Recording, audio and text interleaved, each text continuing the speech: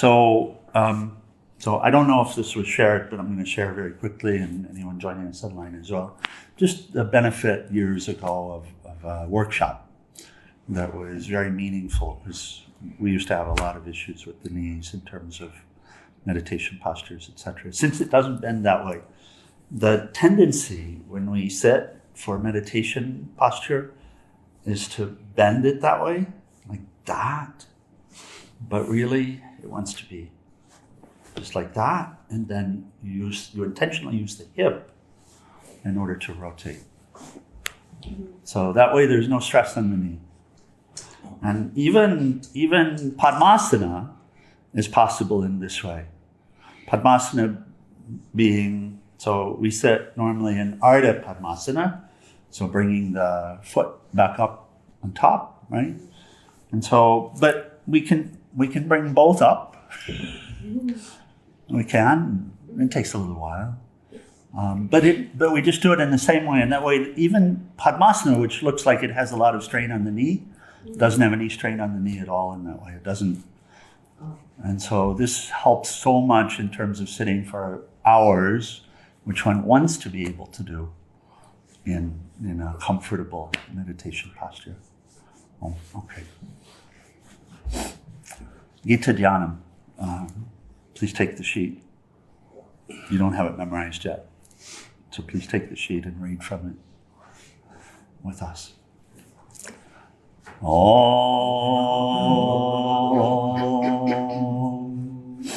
O Bhagavad Gita, by which Arjuna was illumined by Lord Krishna himself, and which was composed of 18 chapters within the Mahabharata by the ancient sage Vyasa. O Divine Mother, destroyer of rebirth, who showers the nectar of oneness upon us, O Bhagavad Gita, my affectionate mother, on thee I meditate. All the Upanishads are the cows. The milker is the cowherd boy, Krishna. Arjuna is the calf. People of purified intellect are the drinkers. And the milk is the supreme nectar of the Gita. My salutations to the Lord, who is the source of supreme bliss, whose grace makes the mute eloquent and the crippled cross mountains. Hari Om Tat Sat.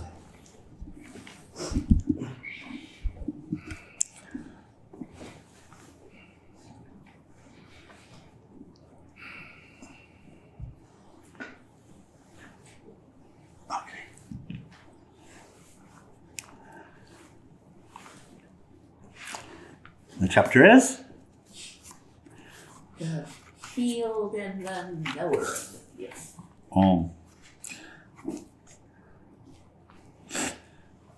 So we'll come back, we'll just finish the commentary from yesterday's discussion.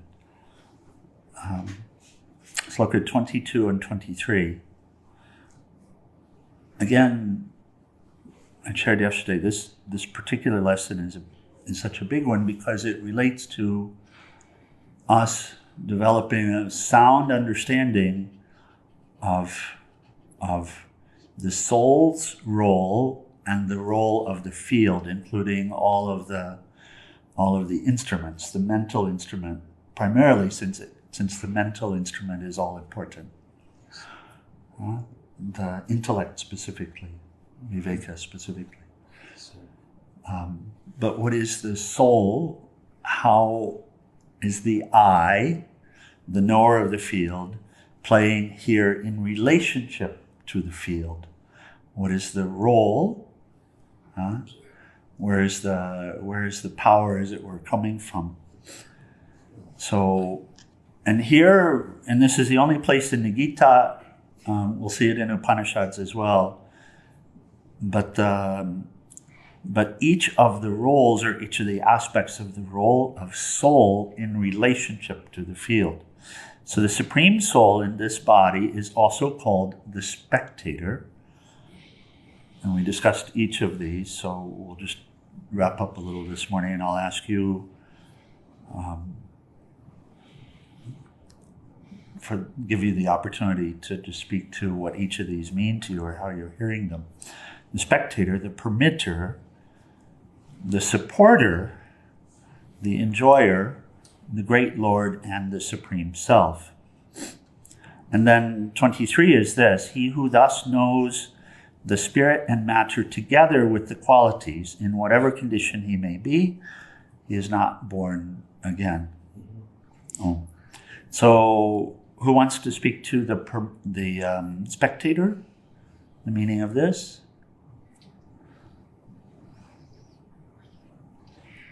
Come on, guys, wake up. Participate. Who wants to speak to the spectator? The soul, the observer. What does it mean, spectator? Observer, you got it. Okay. Beautiful. Permitter. The allower of happening. The allower of happenings. Meaning really mental happenings, but also physical happenings, yes? So, do you see as a thought starts to come? The ability to stop it. Oh, yes. Or encourage it. Mm-hmm.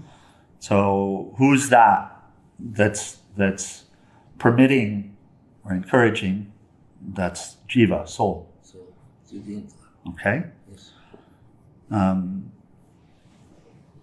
We say intellect, but it's not actually intellect, although intellect's clearly involved in the process. Yeah. So this doesn't happen without being in the company of intellect. The supporter. Who wants to speak to supporter?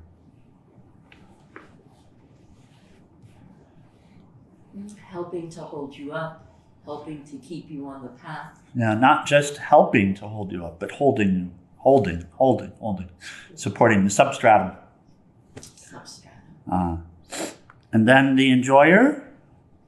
We had the discussion yesterday. Does it mean only the pleasant? No. Means all. All experiences, really. Enjoying? No. Not enjoying. Same. Enjoying. Yeah. Oh, very good. So something happens. Who's getting the fruit of that experience, as it were? Is the I. I, yeah. And then the great Lord and the Supreme Self, meaning?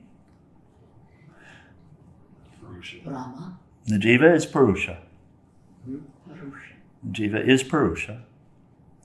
Krishna is right here. Krishna is right here. Where is Krishna? Where is the Supreme Krishna, highest person? In the center of your own heart. Seated right here. Which you call the intellect.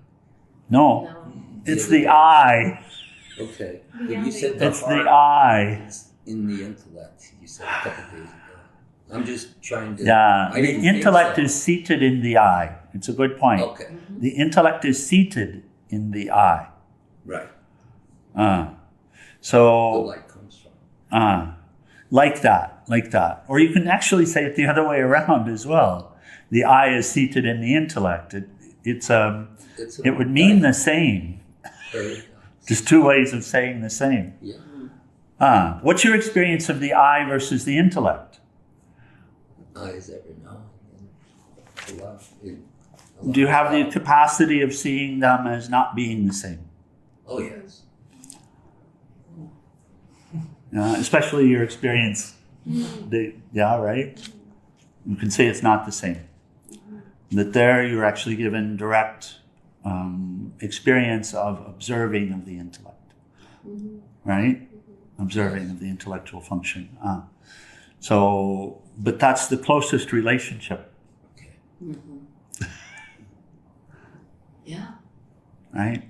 A way to put it. Typically the I is experiencing as intellect. How do you know? Because I'm choosing this or that. You can always see what the choice is. Yeah. So, and does it make sense? You could say the I is seated in the intellect. Where do you find the I? I find it everywhere. With what instrument do you find it? Right. The intellect. The intellect, yeah. Yeah. Oh. Okay. The intellect's lit by the light. So we'll finish Well, It is. Always. But the light is more, the purer the intellect, then the more aware of the light one is. Okay. So finishing the commentary from yesterday. Supreme Soul in this body is called the Jiva, though on account of ignorance, this Jiva considers himself limited. He is a spectator, that's the first, and that is when he is happy. He is the permitter, having the prerogative to say yes or no, and is not as helpless as he sometimes imagines himself to be. Recognizing this power of the soul, one is able to freely exercise his free will. The Jiva is the supporter. It is sheer delusion which makes him feel dependent upon material phenomena. Yet he is also the enjoyer, and because of the fact that he enjoys the material phenomena, he may come to feel that they are indispensable for his happiness. Nevertheless, he is the great Lord and the Supreme Self, if only he wakes up from his slumber of ignorance. He who knows the secret will neither resist nor cling to the world. He will not blame the world or himself for living in such a world. He knows the depth of the ocean, but he also knows his own power to swim or float on its surface. He does not get drowned. Convinced of this, it does not matter what profession he is engaged in. He is a jnani, sage. He is not born again, for whatever may be his mode of living, such a yogi lives in God. Sounds like self-mastery, undisturbed by anything in the environment. Yeah, self-mastery. Oh, undisturbed, yes. And self-mastery here is indicated as knowing who one is and therefore using this light to master oneself. Or from the conscious mind perspective, we would look at it as turning my life, in other words, all of these activities, thoughts, desires, etc., over to light. So, yeah, self-mastery in that way. Beautiful. Okay, so we continue. 24 and 25. Some, by meditation, behold the self in the self by the self. Lots of selves, we'll come back for a moment. Others by yoga of knowledge, and others by the yoga of action. Others also, not knowing this, worship, having heard of it from others. They too cross beyond death, regarding what they have heard as the supreme refuge. So in those two shlokas, what do we hear? All the different paths. We hear the 4 paths of yoga. Beautiful. Do you catch that? Hari? No. And the 4 paths all in these two shlokas. Indicating that all 4 paths are valid, yes? Yes. And all 4 paths, when followed to their natural conclusion, lead to this freedom, moksha. So some by meditation behold the self in the self by the self. Behold the self in the self. You want to do little and big? Behold the self by the self. Behold the self in the self by the self.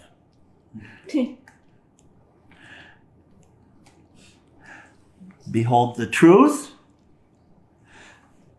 the knower, behold the knower in the field by the knower. Yeah. There you go. Got it? So recognize, or you say it this way, light and shadow. Relate to it as light and shadow for a moment. Yeah. Behold the light in the shadow By the light. by the light. Yes. It's a good one. Right? Yeah.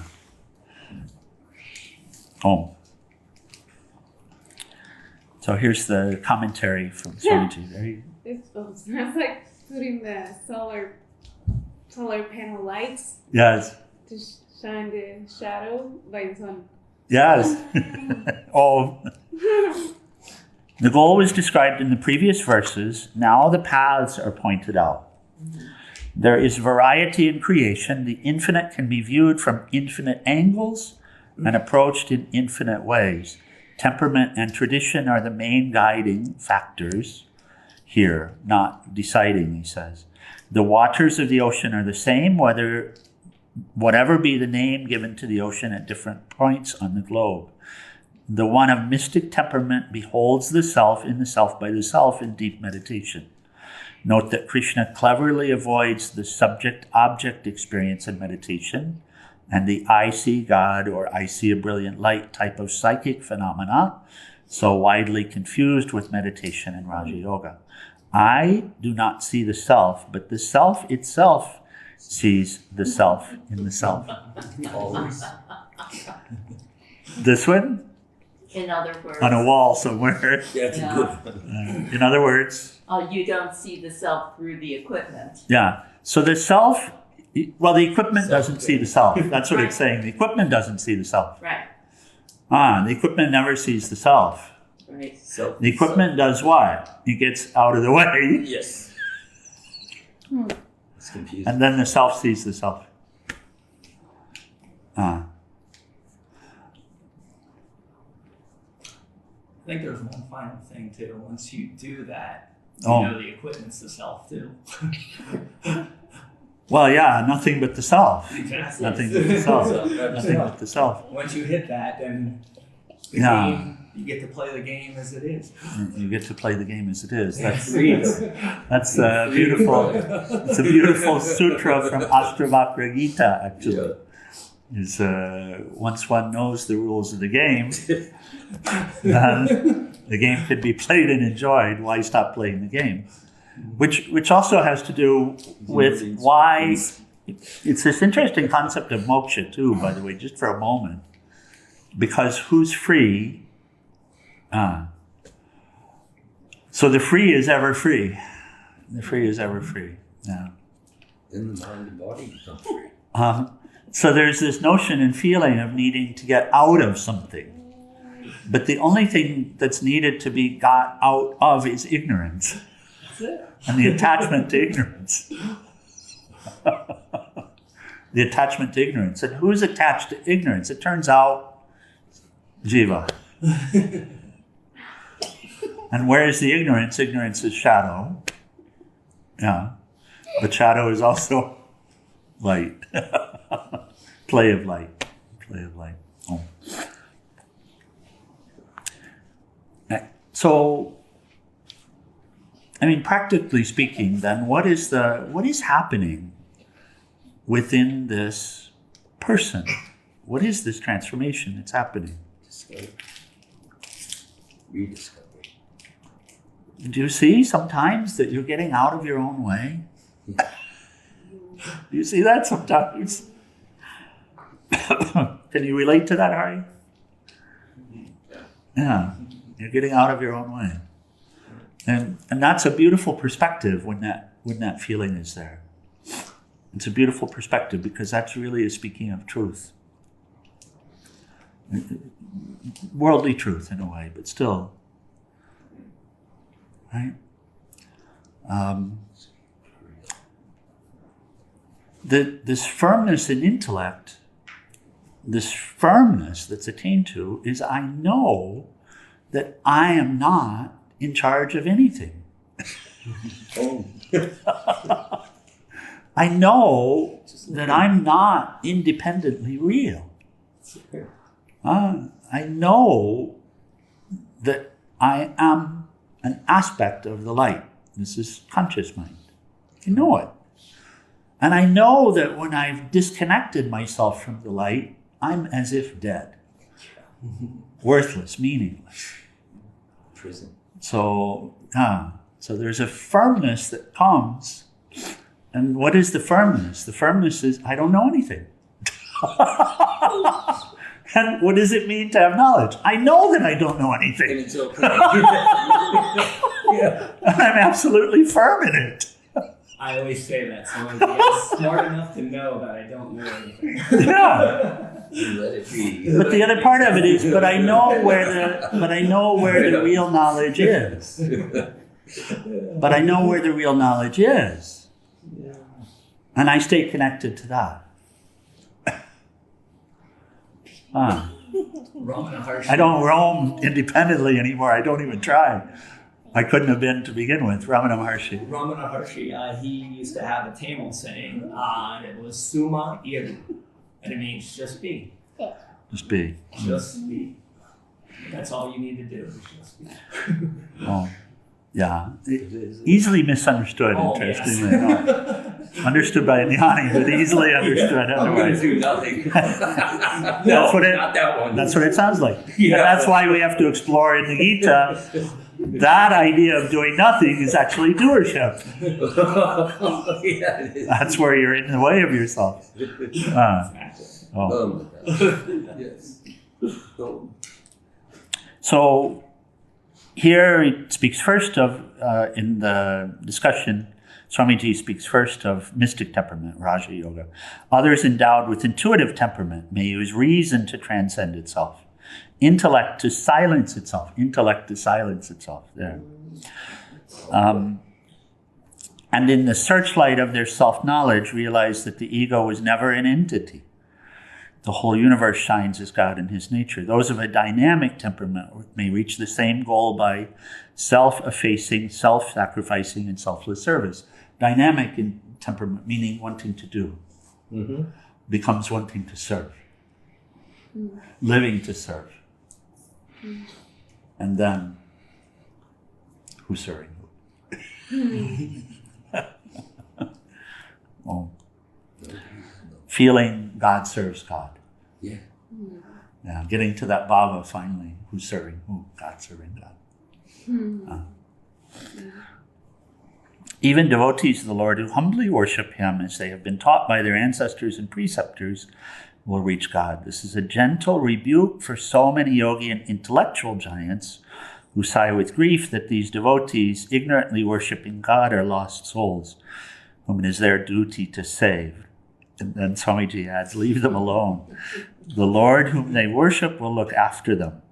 Moreover, they must awaken themselves, save themselves. No one can do it for them. They must find and go their own way. So, yeah, this is a beautiful...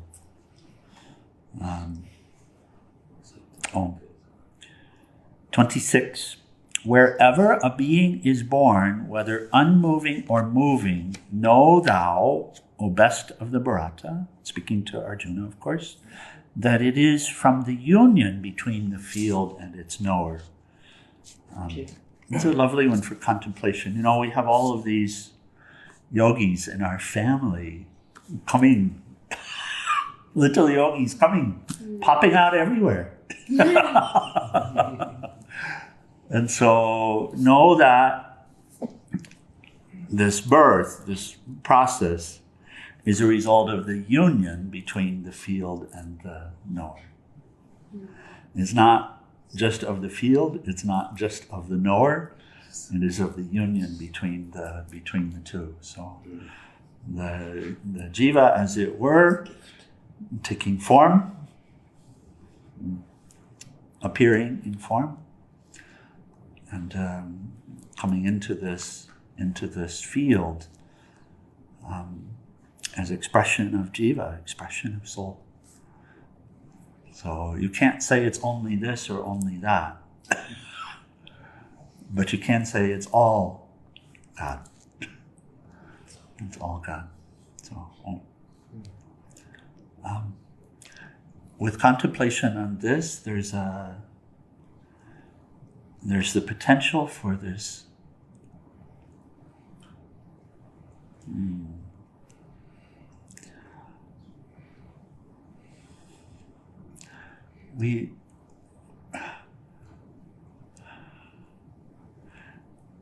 in this ignorance, we feel as if there's something missing here. Right. Yeah. But with contemplation of this and real observation, deep observation, the practice of, it's possible to see that there's nothing missing at all. That there's nothing missing at all. That this beautiful play of the divinity is within and without every moment, always was, always shall be, and there's not something wrong. So it's a good one to contemplate, and a good place, I think, to close for the morning. Kyle, did you have a comment or? No, just smiling. Just enjoying it, yes? Just enjoying. Just enjoying it. And even as this transformation is wrought within us, and we come to know more and more firmly, still different ideas will arise, but here's a good place to come back to this feeling right now. It's a good place to come back to this Baba.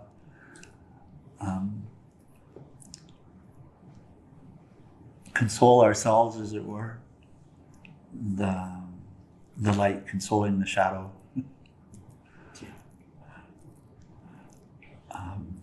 Cure ourselves, as it were, of these limited ideas and notions and feelings and like this. It doesn't mean that there's not something to do, opportunity to serve, all of this. It doesn't mean that, okay, fine, then we just adapt a passive view of life because everything's fine, and we just keep telling ourselves everything is fine. It means that we actually connect in order to see and to experience, and then we serve, and then we share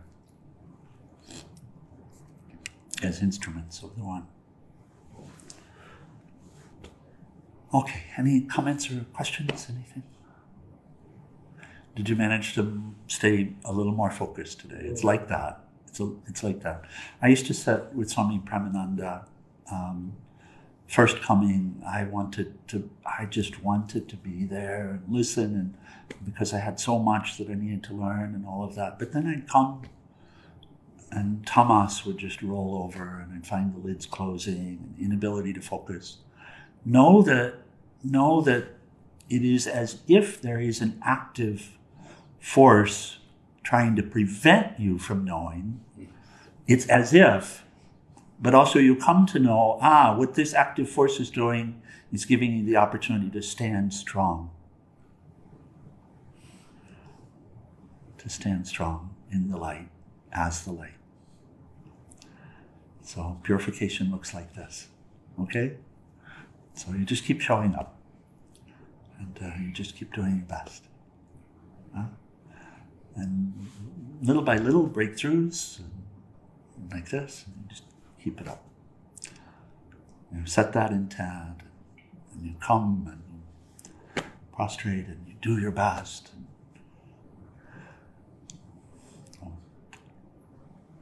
Okay, page 174.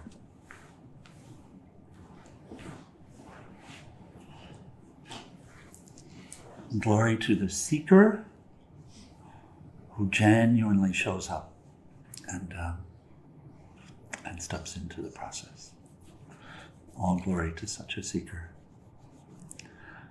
For she shall know God as her very self.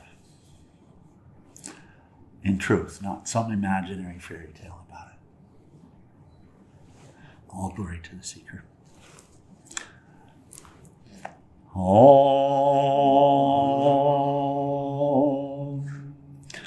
Om Trayambakam Yajamahe Sugandim Pushtivardhanam Orvai Rukmeva Bandhanan Mritor Mukshiyamamritat Om Trayambakam Yajamahe Sugandim Pushtivardhanam Orvai Rukmeva Bandhanan Mritor Mukshiyamamritat Om Trayambakam Yajamahe Sugandim Pushtivardhanam Orvai Rukmeva Bandhanan Mritor Mukshiyamamritat Om Sarvesham Swastir Bhavatu Sarvesham Shantir Bhavatu Sarvesham Purnam Bhavatu, Sarvesham Mangalam Bhavatu, Sarve Bhavantu Sukhinaha, Sarve Shantu Niramaya, Sarve Bhadrani Pasyantu, Makashi Dukhabhag Bhave,